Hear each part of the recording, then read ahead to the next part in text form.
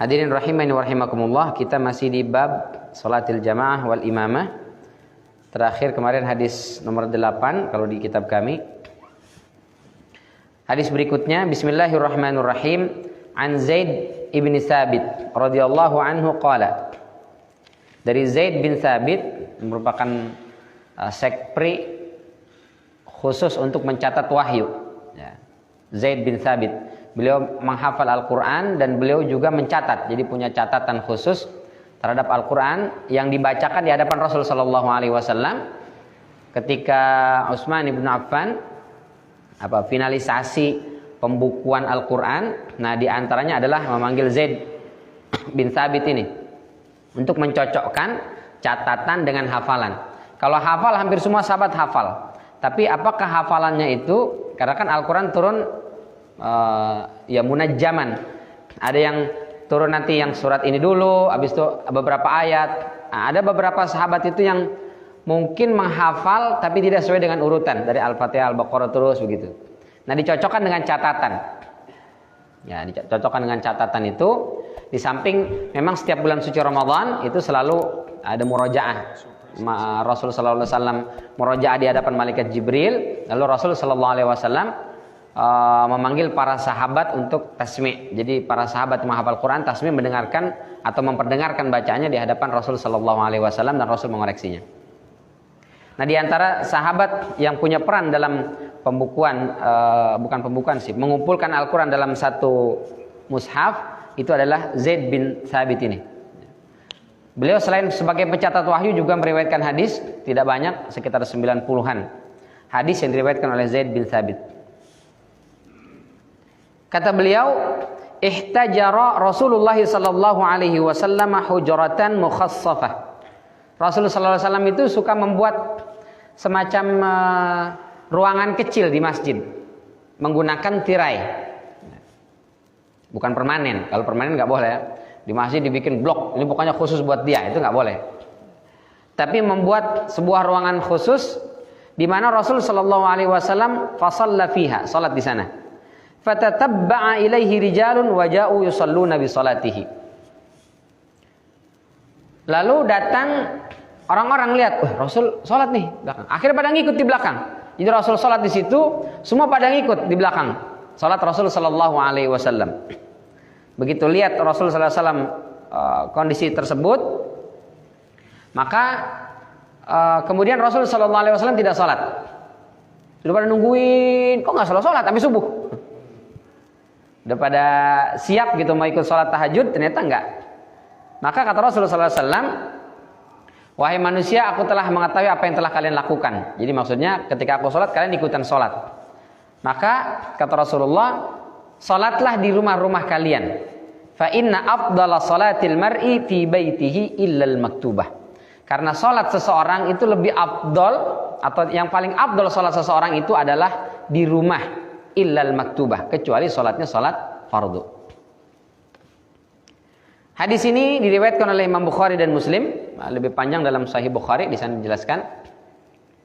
Ada beberapa faidah. Yang pertama, boleh seseorang itu mengambil tempat khusus di masjid selama tidak permanen. Ya, misalnya dibuat dari papan khusus buat dia di situ. Dan juga yang kedua, syaratnya tidak membuat masjid menjadi sempit. Yang ketiga, dan itu dilakukan pada sholat malam. Jadi untuk qiyamul lail misalnya, nah dia membuat kapling, mengkapling di masjid, pakai sajadah lah kalau kita sekarang ya, pakai sajadah ditaruh misalnya di sebelah sini atau di pojok sana atau di pojok sebelah sana gitu. Khusus sholat malam saja. Sholat siang enggak ya? Jadi kalau sholat malam dia mungkin mau tahajud, nah di sebelah situ itu boleh, nggak masalah. Selama tidak membuat sempit masjid dan tidak dengan bangunan permanen. Untuk apa? Untuk membuat dia lebih khusyuk salat qiyamul lail. Karena qiyamul lailnya mungkin mau 11 rakaat tapi 2 jam misalnya.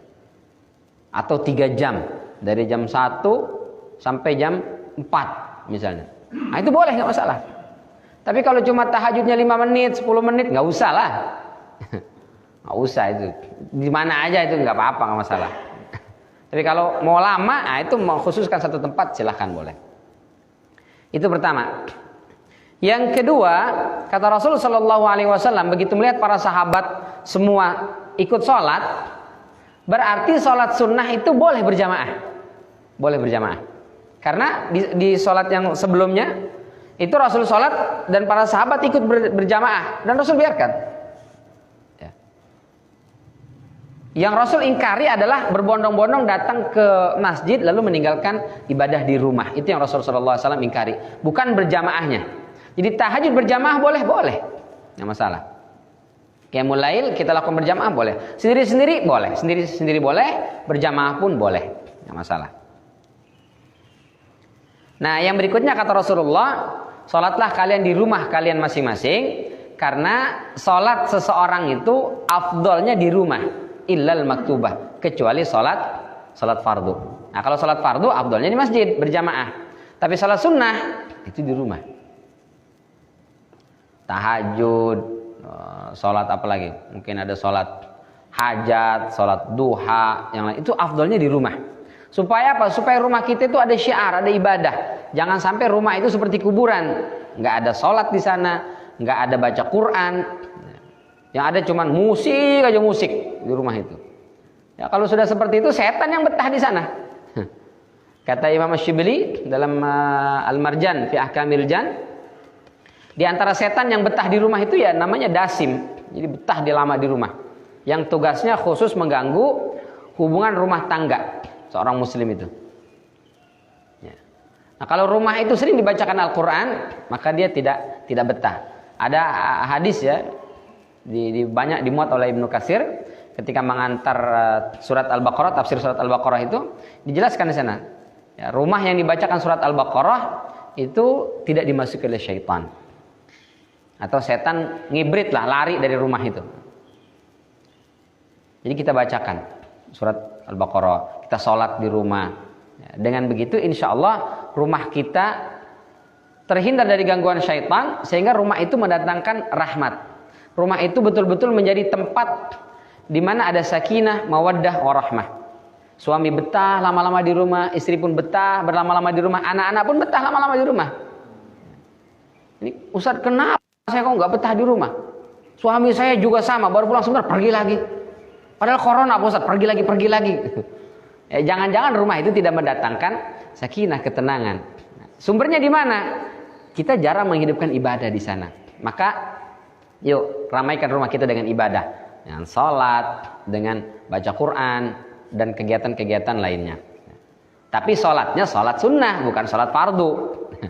Ini malah nggak pernah ke masjid, di rumah aja sholat. Kenapa? Ya supaya rumah saya ada ibadahnya, bukan ibadah yang fardu tapi yang sunnah. Yang fardu ke sini ke masjid kita. Nah, ini menunjukkan sholat di rumah itu memiliki keutamaan. Kita kemarin sampaikan ketika membahas tentang sholat-sholat rawatib, bahwa bahkan rawatib, sholat sunnah qobliyah dan ba'diyah itu afdolnya di rumah. Afdolnya di rumah. Kalau itu tidak membuat kita tertinggal sholat berjamaah. Tapi kalau membuat kita tertinggal ya sholatnya di sini. Ustaz, saya sholat sunnah di rumah qobliyah subuh. Tapi begitu sampai di sini imam sudah rakaat terakhir, masbuk terus ya saya. Nah itu enggak. Kalau seperti itu maka kita sholat sunnahnya di masjid. Tapi kalau tidak, maka afdolnya itu di rumah. Rumah saya dekat Ustaz. Iqomahnya 15-20 menit cukup. Saya sholat 2 rakaat di rumah, sholat qobliyah subuh, saya datang ke masjid masih dapat, nggak masalah. Bahkan di masjid masih bisa sholat tahiyatul masjid. Nah itu afdalnya di rumah. Ini hadisnya sahih ya, riwayat Bukhari dan riwayat Imam Muslim. Hadis berikutnya, An Jabir bin Abdullah radhiyallahu anhuma qala, dari Jabir bin Abdullah, semoga Allah meridai keduanya, beliau berkata, shalla Mu'adzun bi ashabihi al-isya'a. Mu'adz bin Jabal radhiyallahu anhu mengimami salat kaumnya atau sahabat-sahabatnya al-isya, salat isya. Fatawwala alaihim, lalu membaca surat yang panjang. Faqala Nabi sallallahu alaihi wasallam, lalu Nabi sallallahu alaihi wasallam bersabda, "Aturidu an takuna ya Mu'adz fattanan?" Apakah engkau mau menimbulkan fitnah di tengah-tengah umat wahai Mu'adz? Idza amamtan nas, kalau kau mengimami manusia, faqra bisyamsi wa duhaha. Bacalah surat wasyamsi wa duhaha. Atau sabbihisma rabbikal a'la, atau iqra bismi rabbikal ladzi khalaq, atau wal laili idza yaghsha. Muttafaqun alaih. Ini diriwayatkan oleh Imam Bukhari dan Muslim, tapi lafaz yang barusan kita baca itu lafaznya ada dalam Sahih Muslim. Dalam Sahih Bukhari saya bacakan lafaznya, aqbala rajulun binadihain. Seseorang membawa 2 ekor unta berjalan. Wa qad janaha al-lailu. Lalu waktu sudah mulai agak gelap, maksud waktu Isya. Fa wafaqa Mu'adzun yusalli. Lalu dia lihat Mu'adz salat nih, mengimami salat tadi ya, salat tadi itu, salat Isya. Fa taraka nadihaihi wa aqbala ila Mu'adz. Lalu ditinggalkan 2 untanya ini, lalu dia ikut salat. Faqara Mu'adzun surat al-Baqarah awin nisa. Begitu dia ikut salat bersama Mu'adz, ternyata Mu'adz setelah Al-Fatihah membaca surat Al-Baqarah dan kelar. Kalau Al-Baqarahnya cuma ayat kursi saja, atau 1 halaman saja, atau 2 halaman saja, mungkin masih bisa ikut sampai selesai, dari alif lam mim sampai wansurna 'alal qaumil kafirin, 2,5 juz. Salat apa ini? Salat Isya. Fantalaqa ar-rajulu ba'da an qata'a al-iqtida' bi Mu'adz wa atamma salatahu munfaridan. Maka dia tidak ikut Mu'adz. Dia menyelesaikan sendiri salatnya. Ini yang disebut dengan mufaraqah ya. Diselesaikan sendiri salatnya. Jadi dia selesai langsung pergi. Mu'adz belum selesai. Jadi salat berjamaah belum selesai, dia sudah selesai duluan. Begitu pergi ini orang selesai salat, fabalagha dzalika Mu'adzan faqala innahu munafiq. Begitu selesai salat dikasih tahu Mu'adz, tadi ada orang ikut berjamaah sama kita, tapi salamnya nggak bareng dengan kau. Dia selesai duluan, kita belum selesai, dia udah selesai duluan, lalu pergi. Kata Mu'adz, innahu munafiq, orang itu pasti munafik karena meninggalkan salat berjamaah. Dengar tuh orang, ente dibilang munafik sama Mu'adz. Enak aja, saya aduin dia ke Rasulullah. Kata Mu'adz, saya aduin dia ke Rasulullah. Jadi sama-sama mengadu ke Rasulullah sallallahu alaihi wasallam. Masya Allah. Fa'atan Nabi sallallahu alaihi wasallam fashaka Mu'adzan. Faqala Nabi sallallahu alaihi wasallam, afattanun anta ya Mu'adz. Wa fattanun anta, sampai salah marah sampai 3 kali. Lalu begitu dengar aduan dari Mu'adz dan juga dari orang ini, kata Rasulullah sallallahu alaihi wasallam kepada Mu'adz bin Jabal, afattanun anta ya Mu'adz, apakah kau ingin menimbulkan fitnah wahai Mu'adz, sampai 3 kali. Rupanya dalam kasus ini yang ditegur adalah justru Mu'adz bin Jabal, bukan sahabat yang mufaraqah tadi. Falau shallaita bisabbihisma rabbikal a'la. Salatlah, salat Isya itu setelah Al-Fatihah baca sabbihisma rabbikal a'la atau wasyamsi wadhuhaha atau walaili idza yaghsha. Fa innahu yusalli wara'akal kabir wad-dha'if wa dzul hajah. Karena yang ikut bermakmum kepada Mu'adz itu enggak semuanya strong. Fisiknya kuat, sehat, ada juga yang lemah. Ada yang udah tua, yang diri aja sudah gemeteran. Ada yang mungkin dia dzul hajah, dia punya kebutuhan. Maka lihat makmum, sesuaikan dan kondisikan. Hadis ini menjelaskan kepada kita beberapa hal. Pertama, tidak dianjurkan imam untuk memperpanjang bacaan salatnya, menyesuaikan dengan makmum. Tapi yang jadi pertanyaan, panjang dan pendek salat itu, atau panjang dan pendek bacaan salat itu, kadar dan takarannya bagaimana? Kalau panjang dan pendek diserahkan ke makmum, maka maunya al-ikhlas saja, biar lebih cepat. Nah, ini gawat kalau begitu. Standar panjang dan pendek itu di mana? Kata para ulama kita, standar panjang itu untuk sholat subuh dan zuhur. Jadi Al-Quran itu, mohon maaf, Al-Quran itu diklasifikasi, kata Ibnu Abbas, ada namanya sab'ut tiwal. Ini kelompok yang panjang-panjang, ada 7 surat. Dari surat Al-Baqarah sampai surat Al-Anfal. Ini panjang-panjang. Setelah itu ada al-mi'un yang 100 jumlah ayatnya. Setelah itu ada al-masani, tidak sampai 100 tapi juga lebih dari 30-an ayat. Ini disebut dengan al-masani. Lalu nanti ada kelompok namanya al-mufassal. Al-mufassal itu ada khilaf sih, sebagian mengatakan dimulai dari surat Al-Hujurat sampai An-Nas. Ada yang mengatakan di awal dari surat Qaf. Kalau kita ikut merujuk kepada Ibnu Ashur dalam At-Tahrir mengatakan dari Qaf, dari surat Qaf sampai surat An-Nas. Ini disebut dengan al-mufassal. Mufassal itu artinya banyak jeda karena jumlah ayatnya pendek-pendek. Jadi pendek nanti ganti lagi gitu. Atau suratnya juga pendek-pendek sehingga banyak basmalah di sana. Disebut dengan mufassal. Nah, surat mufassal inilah yang menurut para ulama itu dipakai bacaan imam ketika mengimami sholat fardu setelah Al-Fatihah. Untuk sholat subuh dan sholat zuhur yang dibaca itu adalah tiwalul mufassal. Jadi mufassal ini dari Qaf sampai An-Nas dibagi 3. Ada tiwalul mufassal, ada wasatul mufassal, ada qisarul mufassal. Salat subuh dan salat salat subuh dan salat zuhur yang dibaca itu tiwalul mufassal dari surat Qaf sampai dengan surat Al-Mursalat. Jadi kalau imam baca di salat subuhnya dan di salat zuhurnya surat-surat di antara Qaf sampai surat Al-Mursalat akhir juz 29, maka itu masih masuk kategori standar wajar. Gitu. Kalau kita masih protes, berarti kita ini bermasalah ya. Imam panjang banget yang dibaca sholat subuh. Apa yang dibaca? Masih kategori standar. Ente-nya yang kecepatan. Itu bro, masih kategori standar. Ente maunya al-ikhlas doang gitu. Enggak, ini masalahnya ada hadis. Dulu Muaz dibilang membuat fitnah. Muaz dulu yang dibaca Al-Baqarah 2,5 juz. Maka kata Rasul fitnah. Ini imam yang dibaca surat Ar-Rahman. Masih masuk dalam kategori tiwalul mufassal. Dan itu oke. Masih oke standarnya. Kalau sholat asar dan isya itu wasatul mufassal dari An-Naba sampai surat Ad-Duha. Jadi kalau sholat isya dia baca amma yatasaalun sampai selesai itu masih oke, nggak ada masalah. Jangan diprotes, diaduin sampai dibilang ente tukang buat fitnah. Sholat isya kok panjang-panjang banget yang dibaca sampai An-Naba. Nah, kita katakan itu masih kategori standar. Baru kalau sholat maghrib itu yang dibaca adalah qisarul mufassal. Dari setelah duha apa? Al-Insyirah ya. Alam Nashrah sampai surat An-Nas. Itu dibaca salat maghrib. Berdasarkan keumuman. Tapi pernah juga Rasulullah SAW salat maghrib yang dibaca yang panjang juga. Pernah juga. Tapi secara keumuman salat-salat Rasulullah SAW itu biasanya berdasarkan yang tadi itu. Jadi standar panjang pendeknya bukan selera.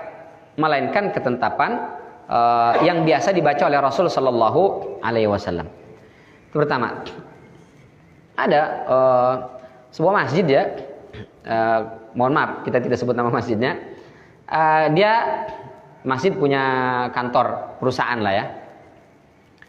Nah, itu yang ngurus masjid kan biasanya direkturnya itu biasanya atau ya pejabat lah ngurus.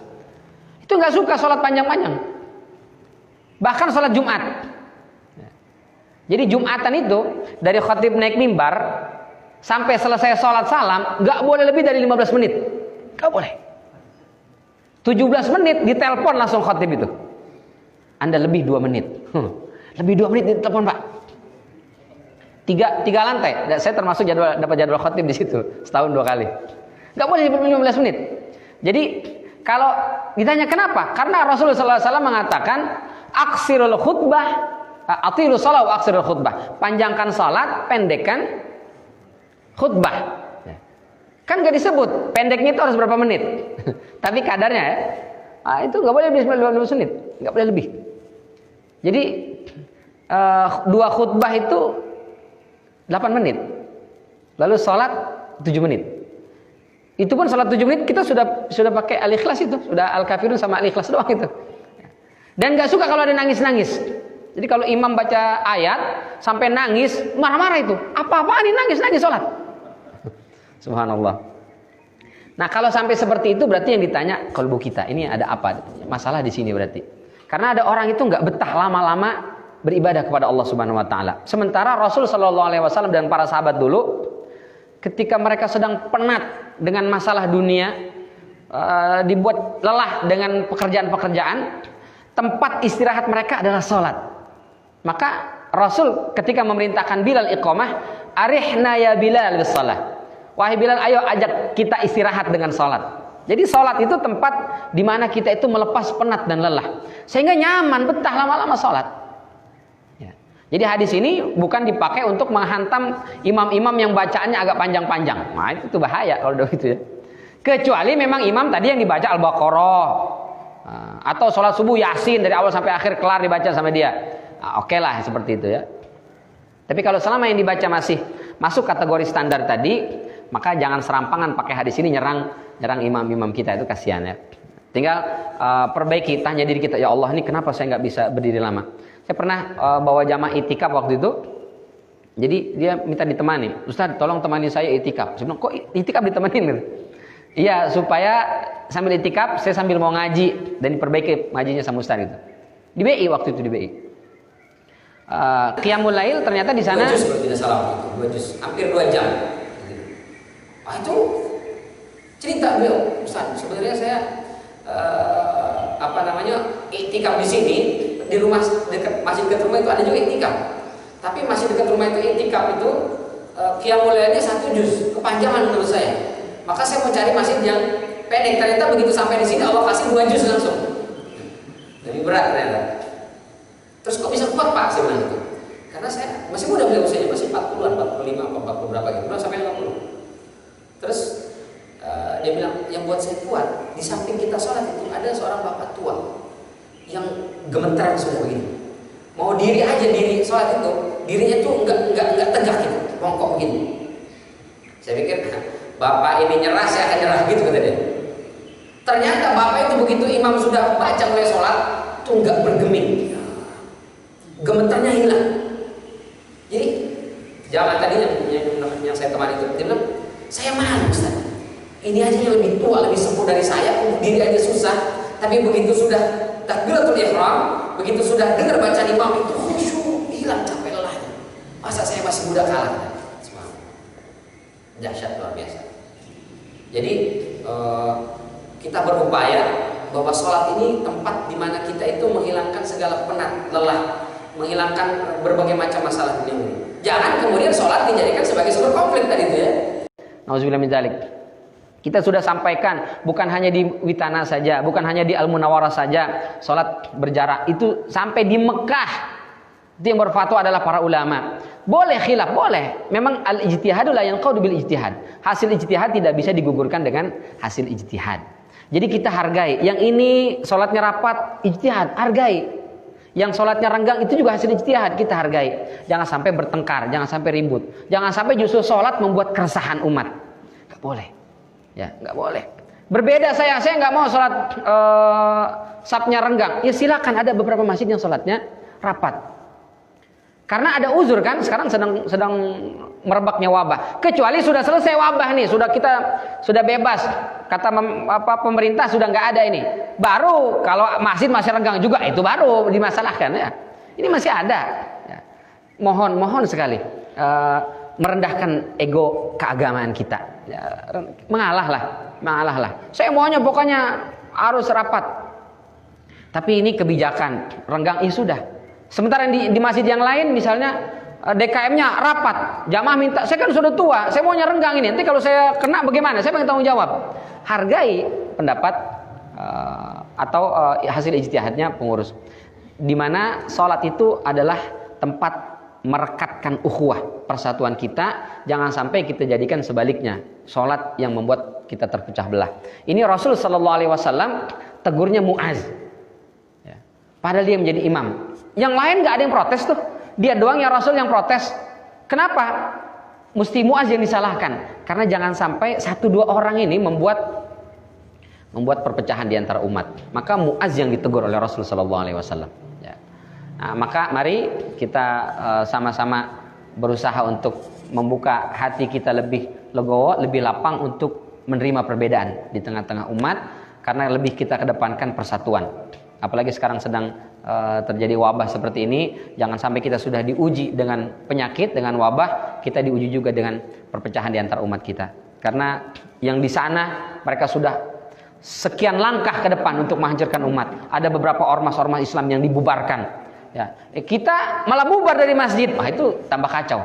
Ayo sama-sama kita rapatkan saf, kita perkuat persatuan kita agar kedepannya Islam semakin baik dan berjaya di Indonesia ini, insya Allah.